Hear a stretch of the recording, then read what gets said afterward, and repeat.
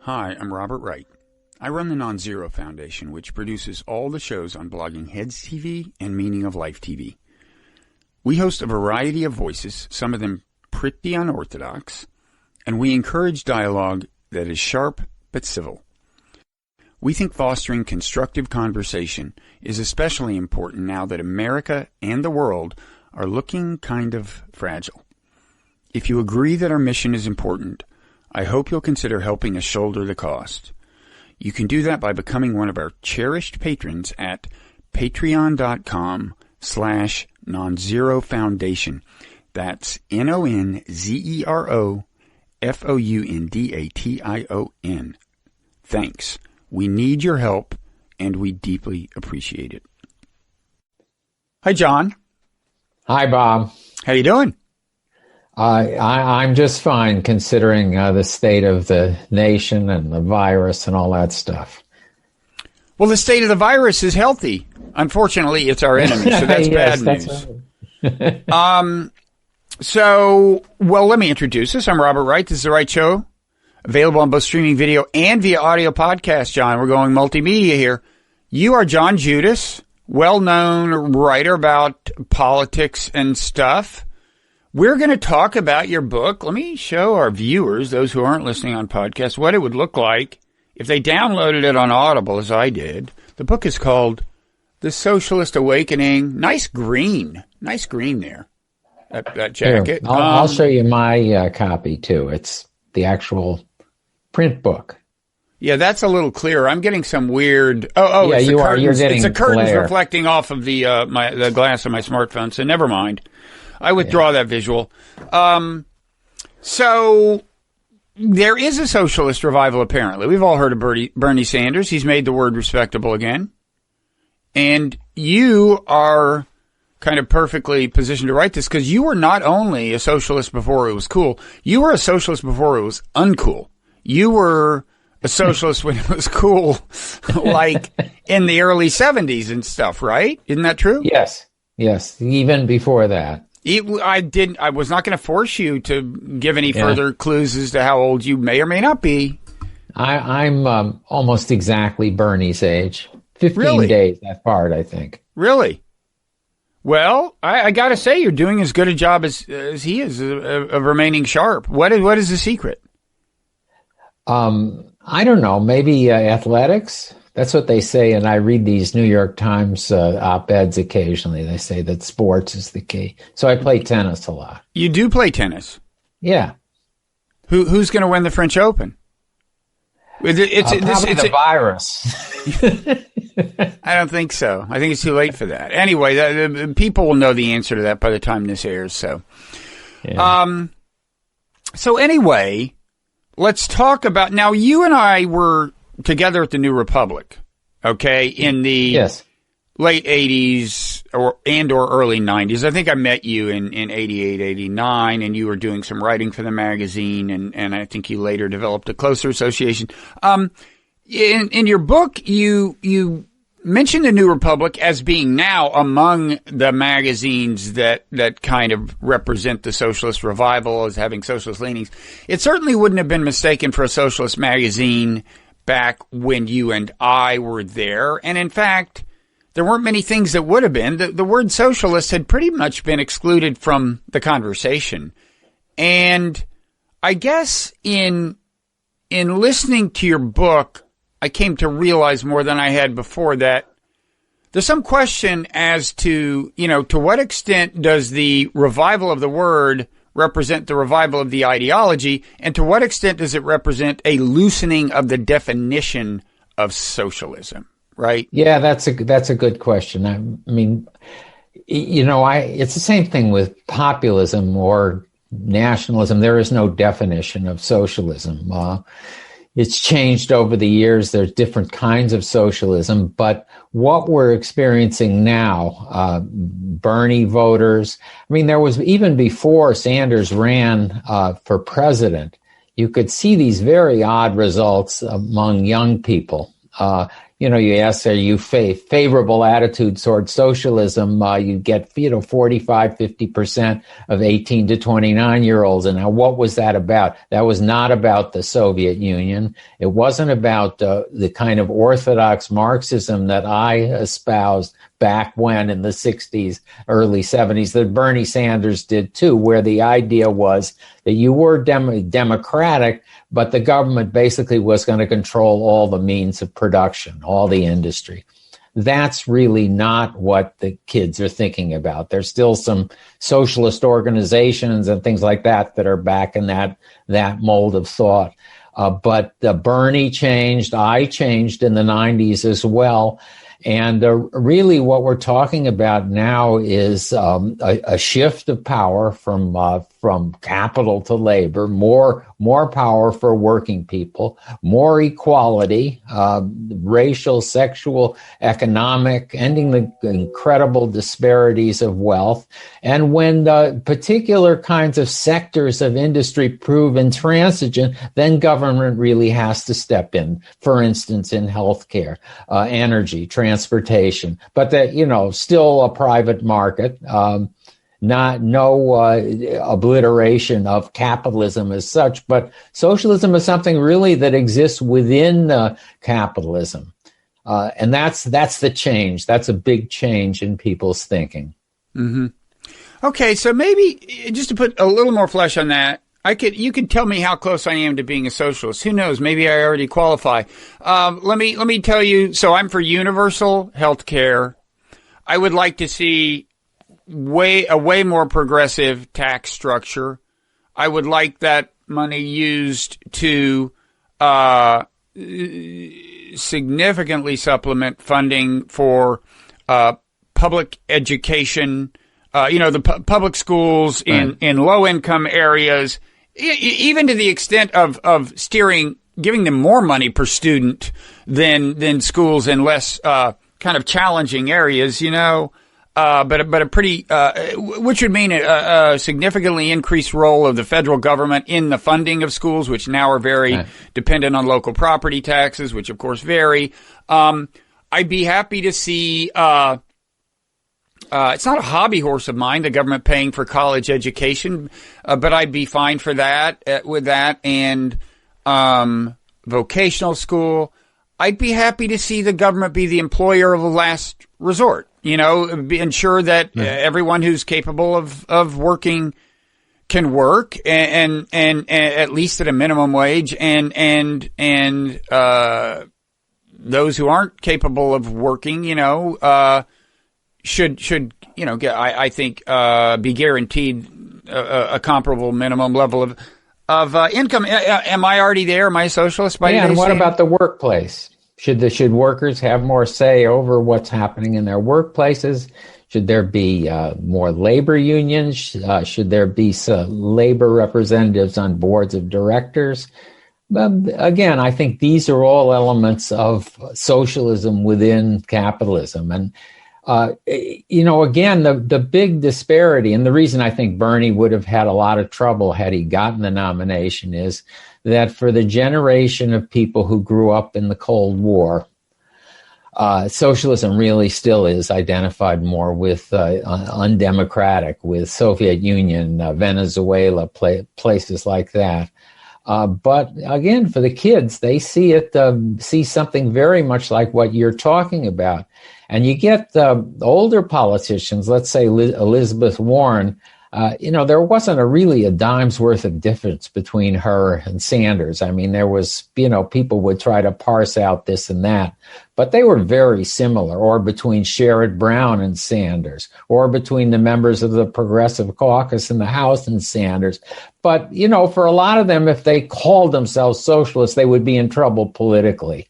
If you were Alexandria Ocasio-Cortez in a gentrified area of Queens in the Bronx, you'd be fine. But again, if you were in running for the Senate someplace, you might be in trouble. So what I talk about in the book is both socialism and a kind of shadow socialism.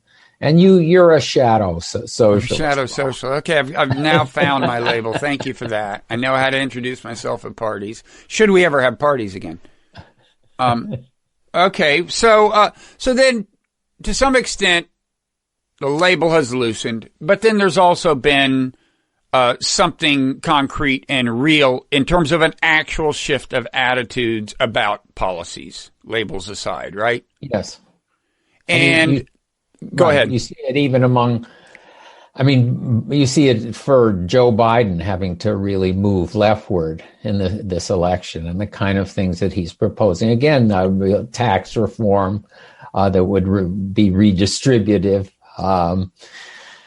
public option for health insurance that could function as a kind of Trojan horse for Medicare for all, economic patriotism, controlling what happens with corporations, making it harder for them to move overseas, encouraging them to produce here, encouraging unionization. All these things are elements of a leftward, Bernie socialism, if you like. Although saying I won't raise your taxes if you make less than $400,000, I don't think would be enough to get Karl Marx on your side exactly, right? I mean, it seems to me that it's incremental. And, Biden is not even by our standards, a flaming liberal, but he's had to move. It's not the same guy who was sponsored the bankruptcy bill that made it harder for ordinary people to,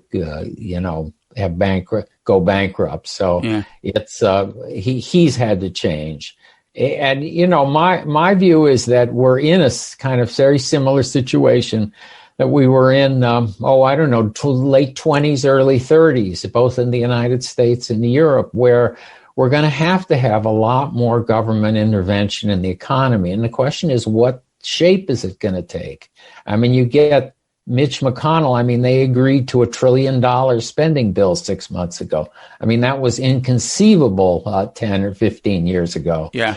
So there is going to be big government. There is a shift. And, what form is it going to take? Is it going to be redistributive? Is there going to be more power for workers? Or is it going to be a kind of, again, enormous subsidies for business, but looking aside to what happens to the rest of the society? Yeah, that reminds me of one thing that's not unrelated to this, but it seems to me that there used to be the pretty widely accepted idea that government deficits become a problem pretty soon. It wasn't, you could find a lot of Republicans who believed that and a lot of Democrats who believed it.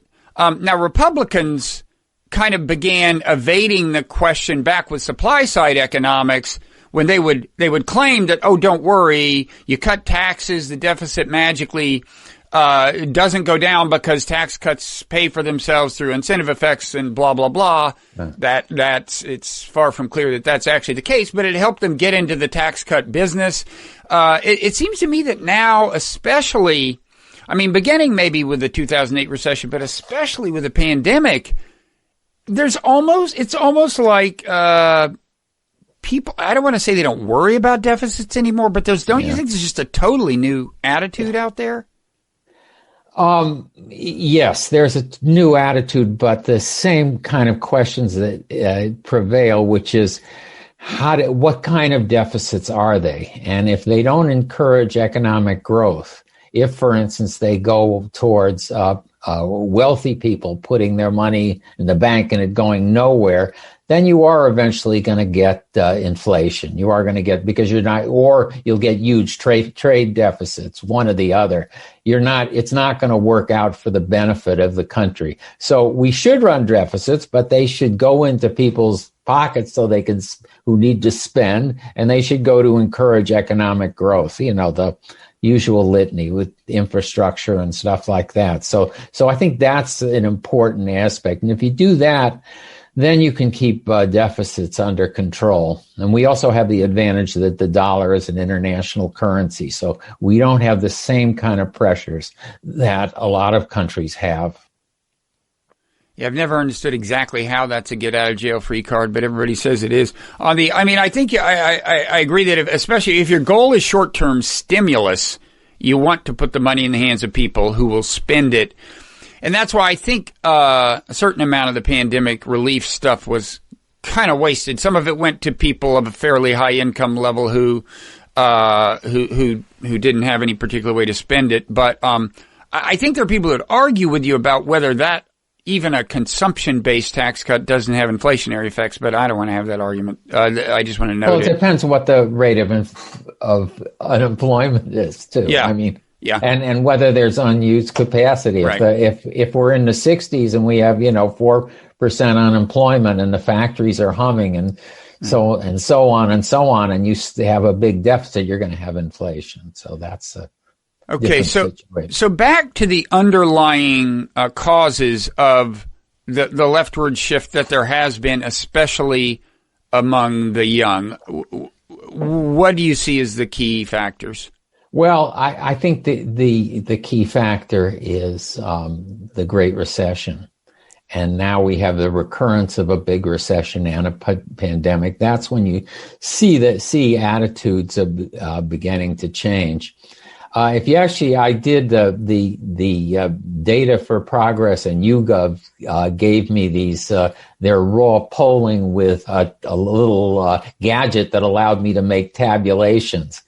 And the biggest concentration of people who have a favorable view of socialism, or who even identify themselves as that, are not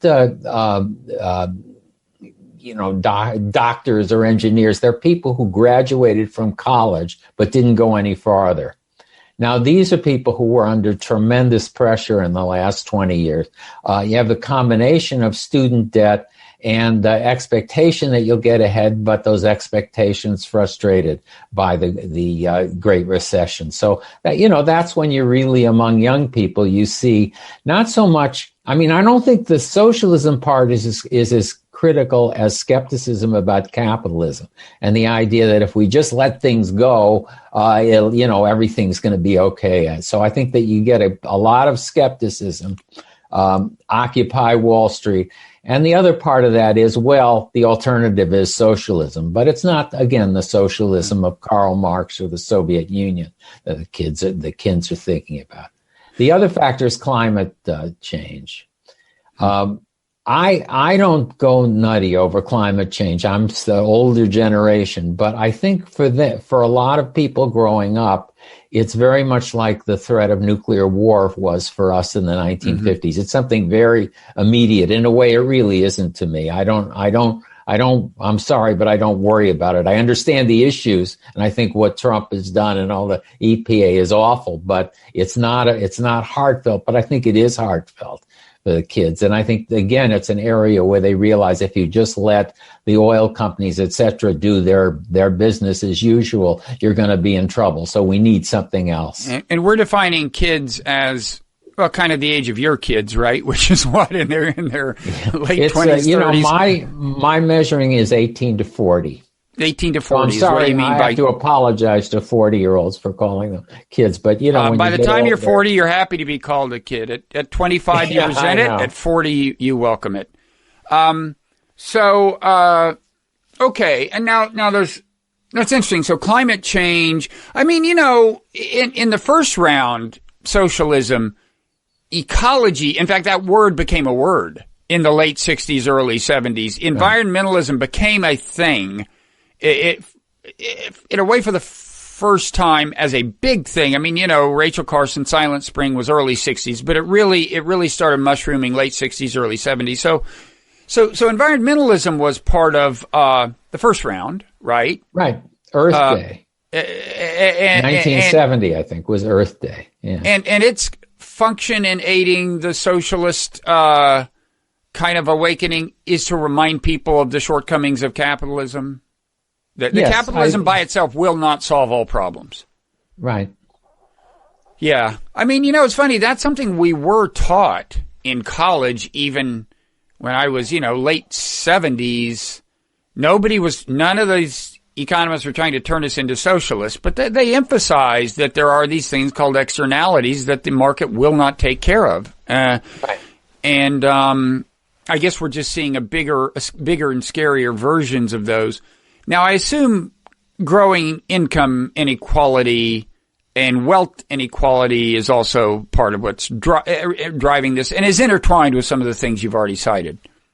Intertwined is the right thing. I don't think a lot of people sit around resentful of the rich as such, but they think they are resentful of the kind of power they have over the economy and over politics.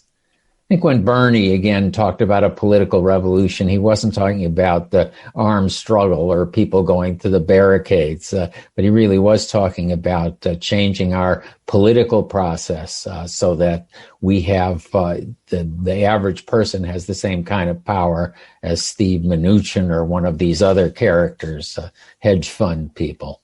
Mm-hmm. And so now I think you in the book you say kind of the last. I forget what the metaphor is. The last nail in the coffin of non-socialist America or something is the pandemic, right? Yeah, is like using because again, it's a situation where we have to spend, and I mean, I have my fingers crossed that they do a deal in the next week, and they do relieve people because it's. It's a life-threatening emergency, not only in terms of healthcare, but in terms of unemployment and what that does to people's morale and crime. You have it. We have to spend. Mm-hmm. Now, I assume you don't see this new, more moderate socialism as the camel's nose under the tent that will ultimately usher in the old-fashioned kind of socialism. Is that right? I should hope not. So you have renounced a certain number of your previous views then? Well, I know I was always a democratic socialist, okay. but it didn't. What happened in my case was that by about 1976 or so, it just didn't make sense to me anymore. I could not make the leap from the way America was to this vision I had of what. It was sort of a vision that you'd have a democratic version of the Soviet Union. Didn't make sense. If government controlled everything, then the political people who were elected would be in a position to maintain themselves in power indefinitely. And that's the kind of situation we see with the older kind of socialism. Okay. So the model has shifted from kind of Cuba to Denmark and Sweden. Yes. And we should be so lucky. Yeah. Yeah. Well, that's a question. I mean, some skeptics would point out that, Bernie Sanders is around, but he not only didn't become president, he didn't even win the nomination of the Democratic Party. And in fact, this time around, there seemed to be, kind of a lowish ceiling on his support, right? The hope had been that as the field cleared out and it became, that his ceiling might increase, but it just didn't. And again, if you look at, I have some of those numbers in my book. His support among voters, let's say now 45 and older, was strictly limited. He was just not going to win those voters, and that's whatever black, white, Hispanic, Asian. And again, those were voters who were very skeptical about socialism, but also who were enormously concerned about electability. I mean, I think this is the first time that I've felt in an election that I'd vote for Mr. Ed the horse against Trump. Wilbur.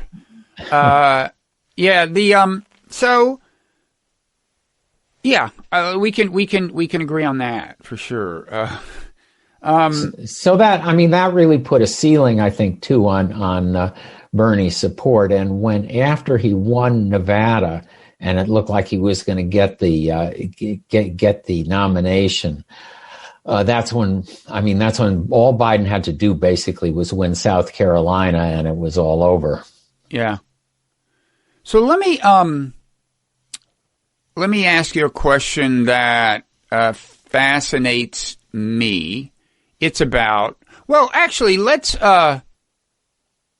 first review another of your books. So you've written several books. You've written The Nationalist Revival was, I think, your last book. Yep. Before that, it was The Populist Explosion. You keep having to come up with these new words for for the same thing. Exactly. You've got Explosion, Awakening, Revival. I think you're done. I don't think there are any more synonyms. I am done. It's time to retire. But those were all these nicely crisp, short Columbia Global Reports books, by the way. So people should know that it's not an immense time commitment to read your book, The Socialist Awakening, or, as I have done, listen to it. But before that, there was a book that you co-authored with Rui Teixeira called, what was it, The Emerging Democratic Majority? You got it. And now I think I've tried to hold your feet to the fire about this in the past, which is that you, it seems to me, and I may recall wrongly, and you can tell me if I did, that you made this emerging democratic majority thing sounds simpler than it has turned out to be. It was to some extent an exercise in demographic extrapolation. You said, look at the coalition. We've got we've got blacks, Latinos, a certain segment of the whites. Look at what how these populations are growing. Right. And you just do the math. You just do the math, and we'll never have to worry about somebody like Donald Trump being president. I should have the book on my desk here so I can refute people when they say this. I should say it's what, 20 years old? How old is that book? Yeah, 20 years. Okay. It was around 9/11. It was written and published the next year. Okay. But we said in the book that, and assumed, and this turned out to be an error, that in order to create a majority that would endure, the Democrats would have to retain.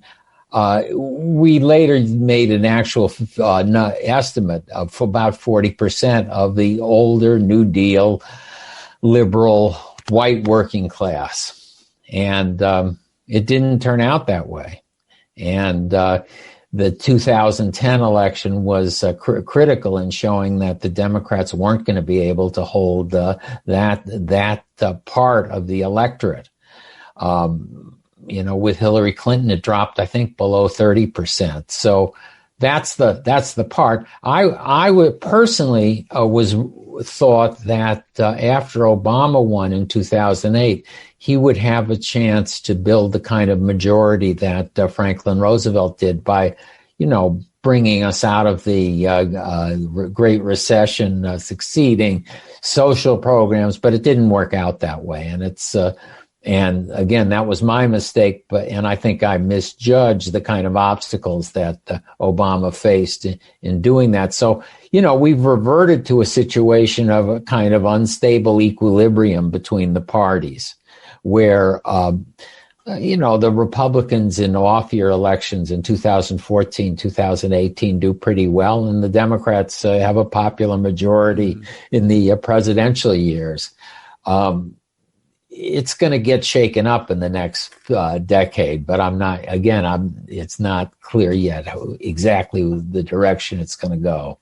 Okay, so one defense of your not getting it exactly right about the emerging Democratic majority would be that if Republicans had held true to their traditional ideology, in other words, if a Donald Trump figure hadn't shown up and changed kind of the Republican talking points, right, and really appealed more full-throatedly to the white working class, although, of course, there were signs of the white working class. I mean, there was movement of the white working class, I guess, into the Republican fold to some extent well before Trump. But his populism really, I guess, would you say closed the deal and was the big problem from the point of view of your book's thesis? No, I think the Republicans were doing it before. I mean, in 2010 they did it. In 2014 they did it. I think Kasich would have done better than Trump in the 2016 election. Part of the problem wasn't the Republicans, it was the Democrats, that they continued to adhere to a kind of neoliberal view that turned off a lot of these voters, and they allowed this split to happen between the big, really a socio-cultural but also economic split between the big metro centers of the East, West, and Midwest to Chicago, and a small town and middle-sized town America, and that was a problem with Hillary Clinton's campaign in 2016. Okay. Now, if we had different electoral rules, if we didn't have the Electoral College, it wouldn't be a big a problem. But, I know it won't surprise you for me to tell you that you're not making an original point here. Yeah, I know. That's right. Okay, so one thing that has happened is the Democratic Party has become a captive of its donor class. Is that one problem? I think that was but it was more a matter of it was as much a matter of ideas as anything else. I mean, I think that Obama became captive to this idea of business uncertainty and that he can't do anything to ruffle the feathers of the banks and big businesses. And so he was he wasn't as aggressive as he should have been in 2009 and 2010. And they weren't, again, thinking about politics. But isn't that itself a sign of being captive to the donor class when you're afraid to ruffle feathers at that level?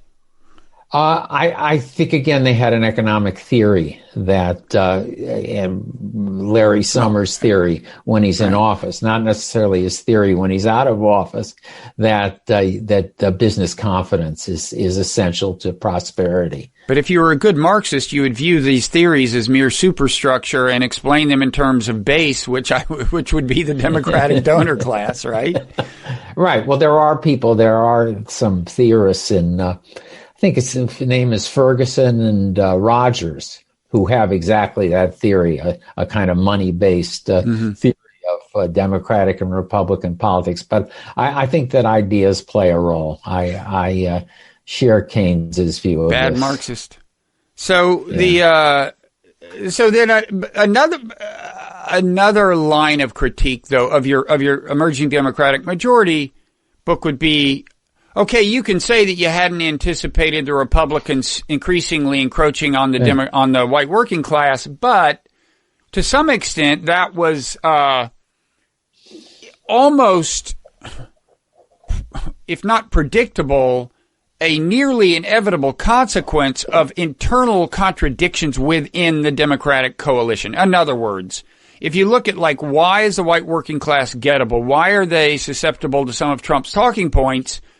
It's part of it is they view immigration as a threat. Well, why is the Democratic Party wed to an immigration policy that many in the white working class don't like? The answer is maybe twofold. One might be the donor class, but also some would point to the Latino part of the coalition, right? So they'd say there was an inherent friction within the Democratic coalition, right? You think it could have been managed, or you think it's not really friction, or what?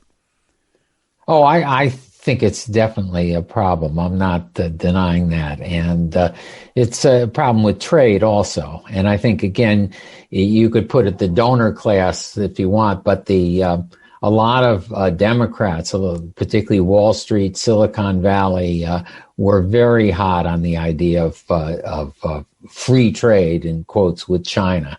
Mm-hmm. And those were the kind of policies that got the Democrats in a lot of trouble. Or, going back to Clinton and NAFTA. So there were a sets of policies. Immigration also, the guest workers is something that Silicon Valley wanted as much as was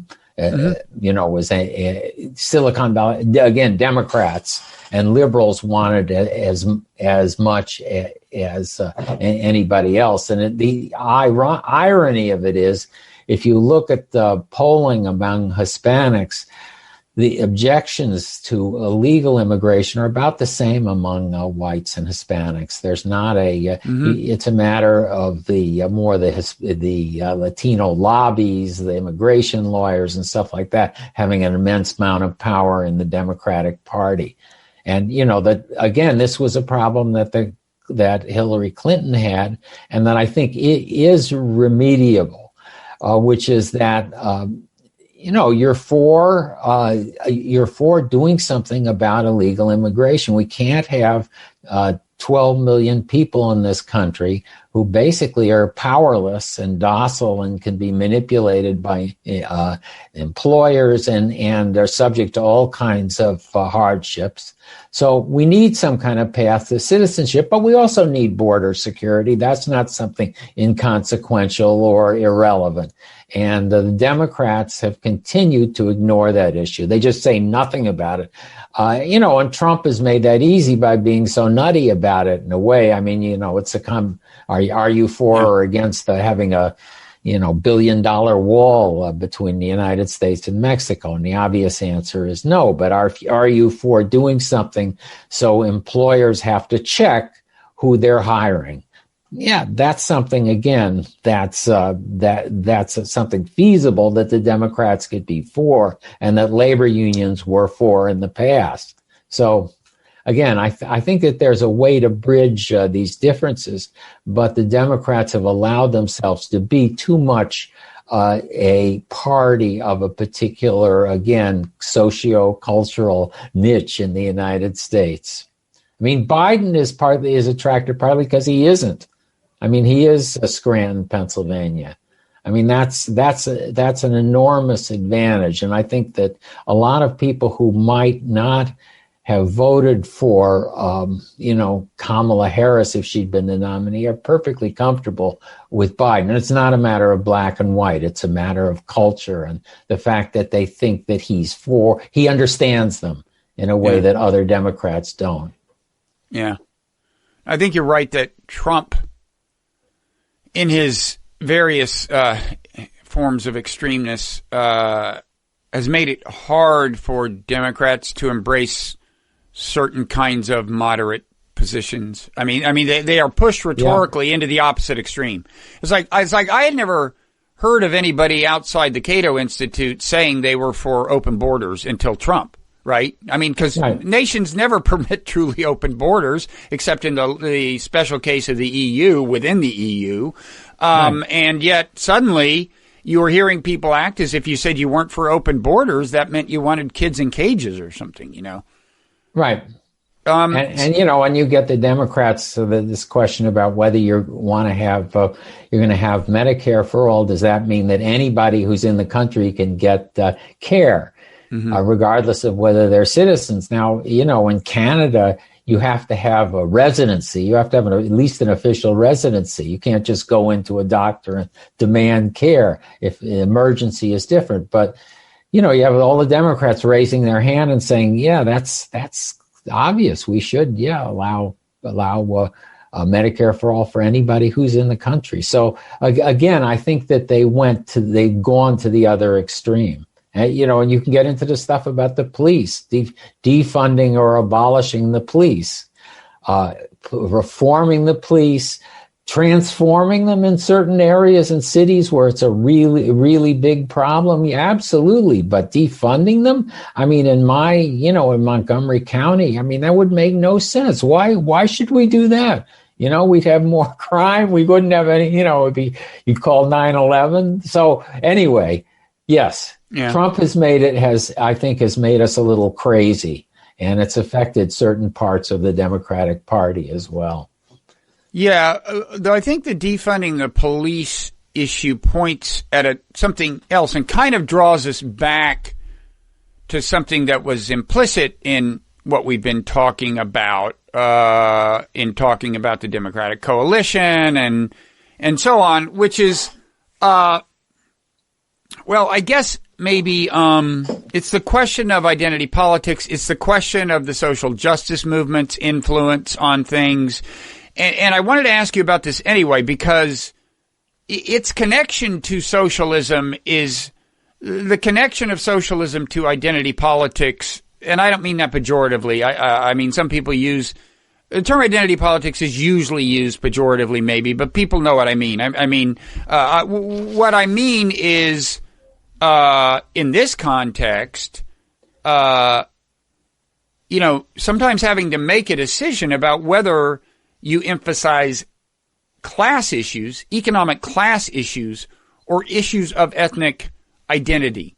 And I really noticed this in the wake of the George Floyd thing, where people were talking about, I mean, the defunding the police thing, I mean, in principle, that's not an ethnic issue. I mean, lots of people would be affected, good and bad, by the, and we should say they don't just mean defund. They have ideas about how to reallocate resources. Not as crazy as it sounds. It's just a horrible label politically. But the point is, that the rhetoric, first of all, the rhetoric behind that was very much cast in racial terms, because police are racist. We need to do that, period. And what wasn't, I mean, I guess I hoped that in the wake of George Floyd, you would hear demands for, like, sending appreciably more government revenue, like, into inner cities and public schools and so on. In other words, the goal should be, I thought a goal should be, I mean, yeah, police need reform of various kinds, but I thought a big goal should be reducing the number of black kids who find themselves in George Floyd's shoes. That would be great. You know, if you didn't have a history of run-ins with the law, and you did have stable employment, and you had graduated from college and so on.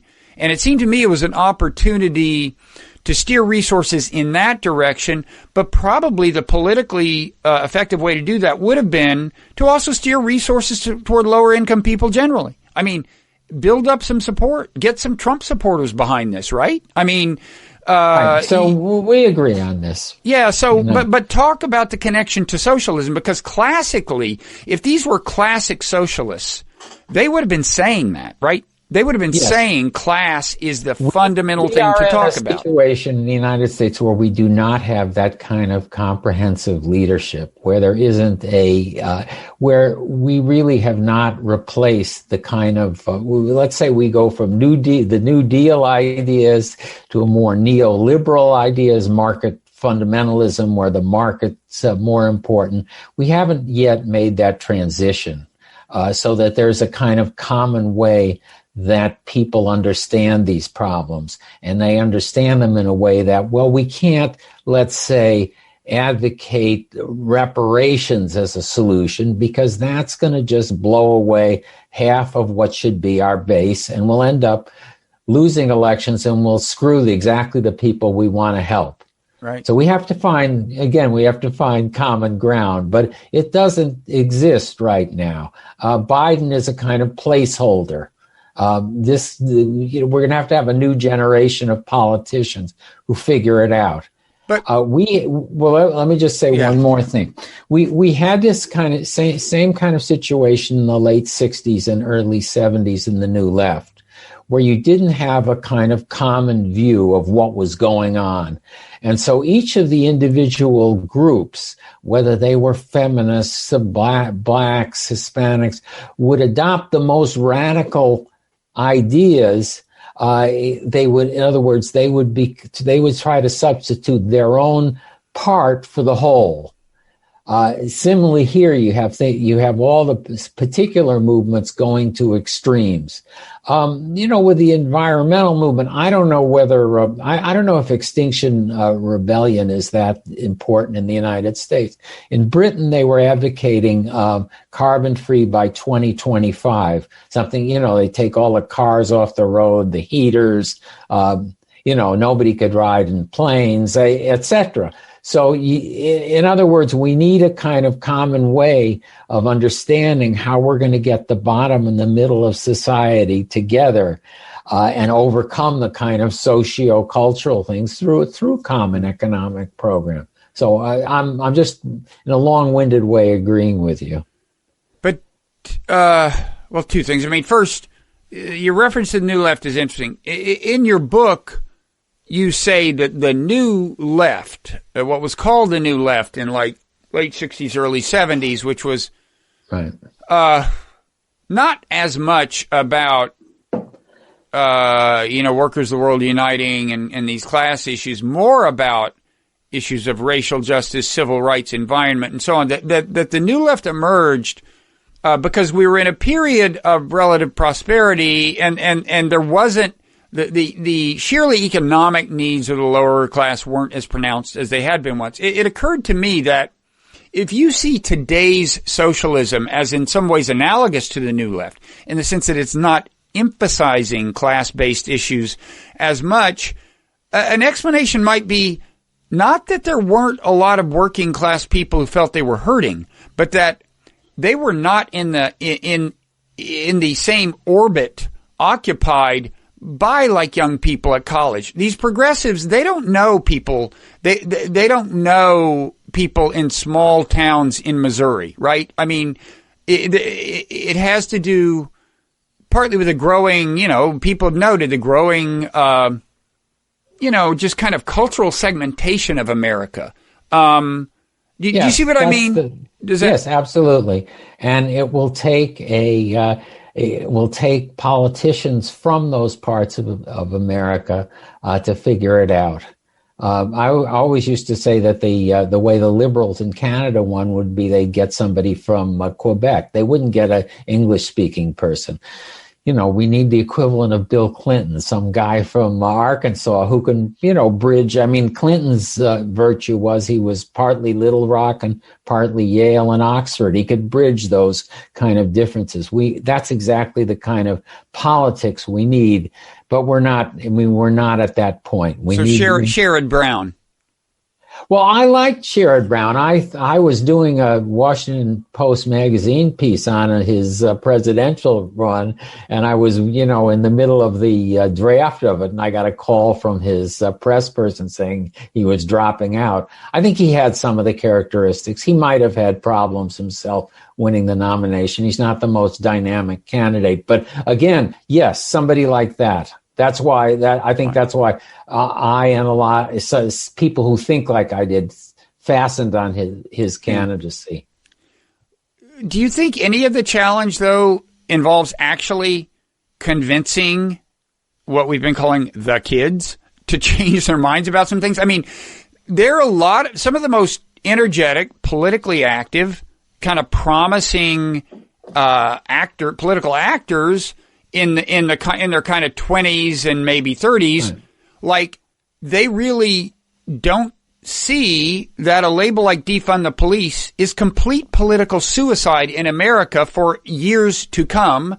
They don't understand what you said about reparations, which is that would be just deeply divisive and in a way probably wind up helping the Donald Trumps of the world. It's like they don't have time for these arguments. I don't want to overgeneralize. It seems to me it's hard to get traction for these kinds of pragmatic arguments. And look, I'm sure when I was young, I was resistant to pragmatic argument in certain ways, but it does seem to me that that's part of the challenge because that's where the energy is. And if you can't get them on board, I don't see like is Sherrod Brown going to get them on board with these ideas or what? How is this going to work? Well, that's why I wrote my book.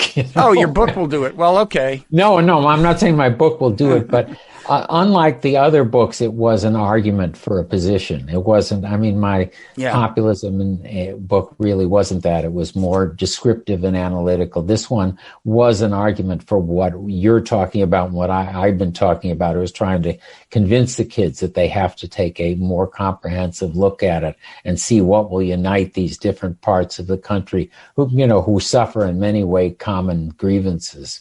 Mm-hmm. Okay, so kids, get off our yards and listen to our arguments. Let's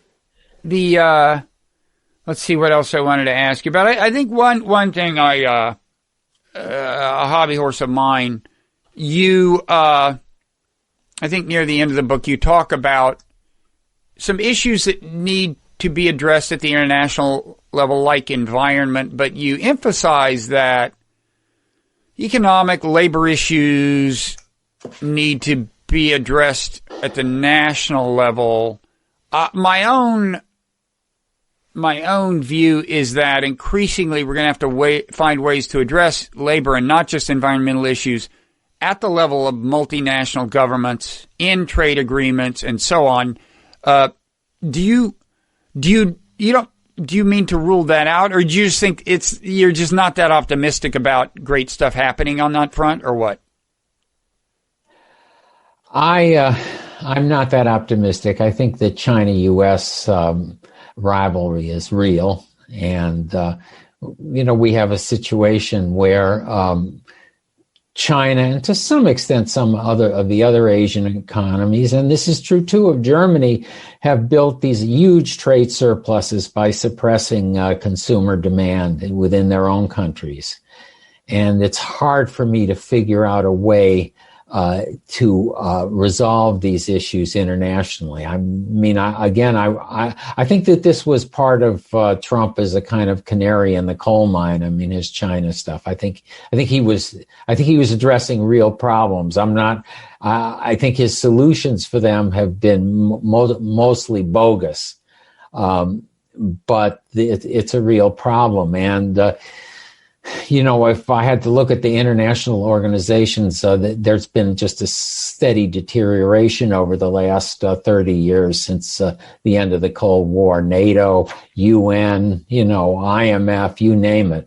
So, yeah, of course I agree with you, Bob, but, it's way, I think we need an intermediate step of nations beginning to understand that there are certain goods that they have to produce themselves, and that they can't just farm out in search of lower wages and less regulation.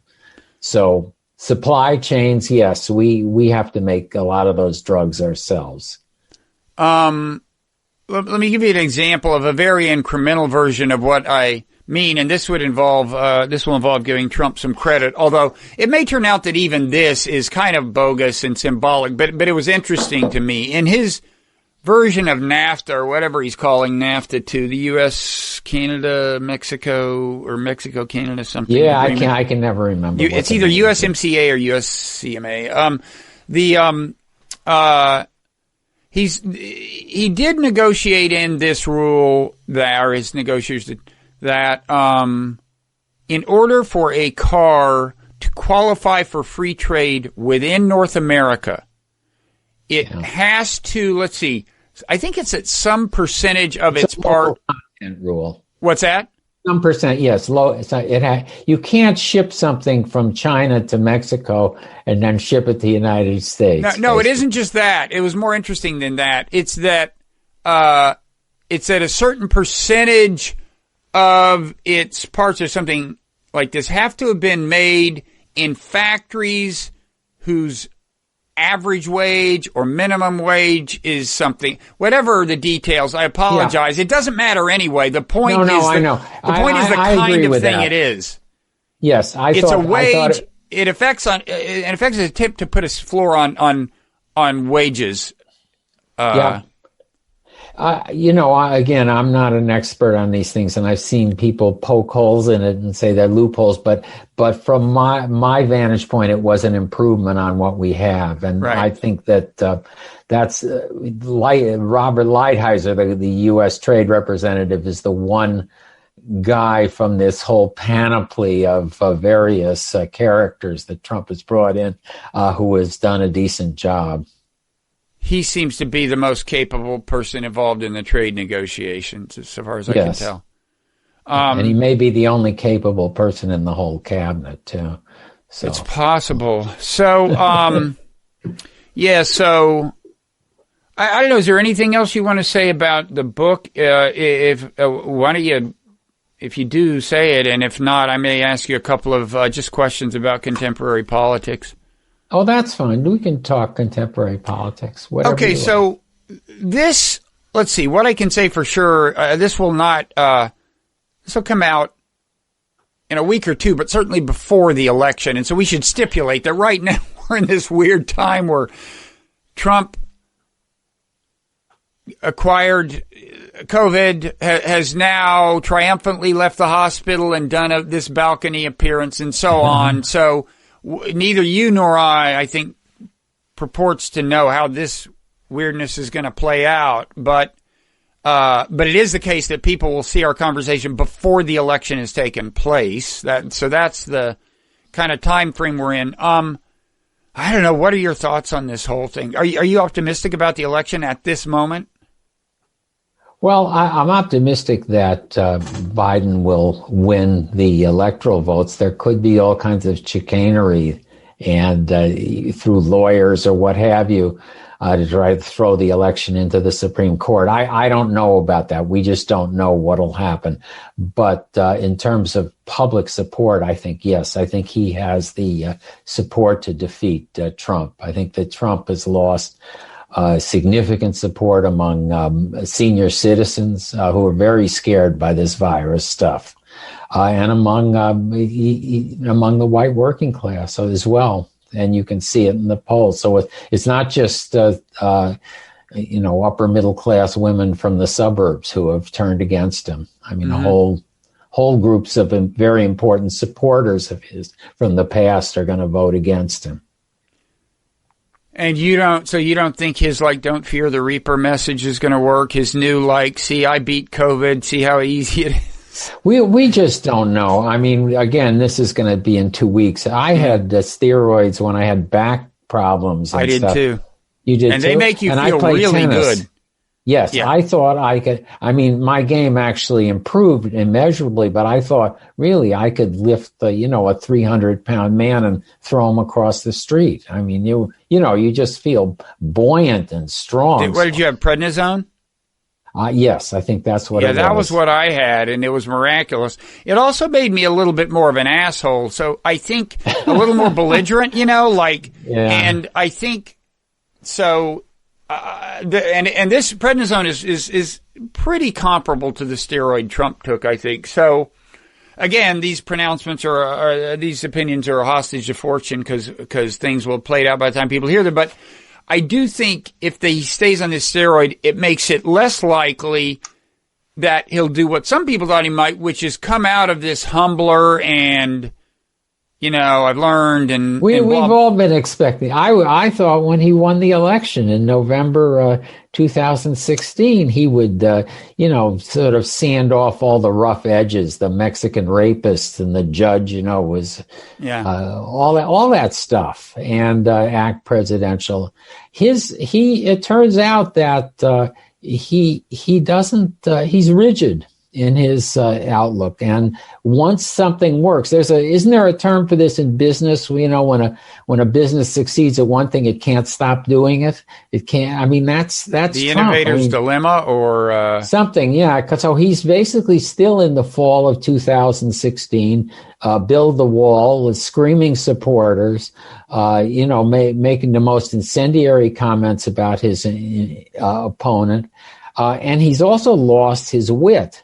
I mean, that's what really struck me about the Biden, the first Biden-Trump debate was he was pretty funny. He could be, and he could have a kind of self-deprecating humor even at times, or let's say self-referential. Deprecating would be too much with Trump, but but a little meta.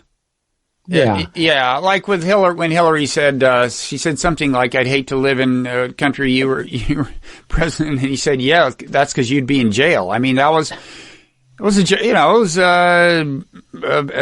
Trump witticisms go, wasn't bad. But when he used to describe himself as a genius, there was always a double edge to it. He was still on The Apprentice. He was still the big boss, and he was still acting in TV. There's a way in which those personalities have merged. You could see his face in the Biden debate. I mean, the guy was just full of grievance and resentment and bilious. I mean, he doesn't have that interior anymore that will allow somebody to be funny and to make fun at certain points. On the point you made about how expecting him to emerge from the 2016 election more conciliatory. There's an interesting, you haven't seen the Errol Morris documentary about Steve Bannon, which consists basically of interviewing. You should watch it. It's interesting. And one thing Bannon says is that when they realized Trump had won, Trump said, I want to try to bring, he says, Bannon says, he said, okay, let's bring the hammer down. It's like, this is now our country. It's like immigration, blah, blah, blah, down the line. Let's lay down the law. Let's do it. And he says, Trump said, no, I want to bring the country together. And he says that Trump then, it was probably the next day or something, like he looks out, I guess he's in Trump Tower, and there's these hostile crowds have gathered. Right. And Trump started going into adversarial mode. That is Bannon's story, is that Trump planned to become the great healer. Of course, to my mind, that just shows how unself-aware he is. He doesn't, I don't think he totally gets. I think he's been so effective at being a bully all his life, going way back into his childhood, that he doesn't get how much people actually hate him. He doesn't, bullies, successful bullies never get the blowback. People bow down in front of them. They don't give them any back talk. And I just think he doesn't understand it. No, a lot of people just really, really hate you. And they're not going to forgive and forget, the day after the election. I mean, Obama had that problem, but he understood what it was to be presidential. Even Nixon, could do it. But Trump really doesn't have it. And I agree with that characterization. That's interesting. I'll watch the documentary, because I think that Trump was completely taken aback by the opposition that still existed to him. And, I would hear people talking about that he should be forced out before the inauguration, and again, harping on his failing to win the popular vote. So, again, I would go back to George W. Bush, again, who didn't win the popular vote and had a lot of people hate him. He still knew what it meant to be president and to try to talk to the whole nation. Trump has proved incapable of doing it. So even if he wanted to do it at the beginning, he just has not had the temperament. Yeah, I agree. It's to some extent just a temperamental issue. Yeah. Okay. So, well, listen, John, congratulations on putting out another admirably short, crisp book. Thank you, Bob. And it's called The Socialist Awakening. I don't think we gave the subtitle, did we? What's different now about the left? Yeah, well, we covered that part. It's a dull subtitle. I never even remember. Here it is, gang. Yeah, man, that's a bright green. That's good. They say that green is a bad color for magazine cover. Back when there were magazines, you remember that conventional wisdom? No, green didn't work on newsstands, but those were generally duller greens. Yeah. I think even if that was true, you found a green that's going to work. And there aren't any newsstands anymore anyway. There aren't those, as you may have noticed. Yeah, we barely have bookstores. Yeah. Well, maybe we can reminisce a little off camera after. We don't want to. Okay. It's been fun. Yeah, and congratulations on the book. And I hope we'll do this again down the road. Yeah.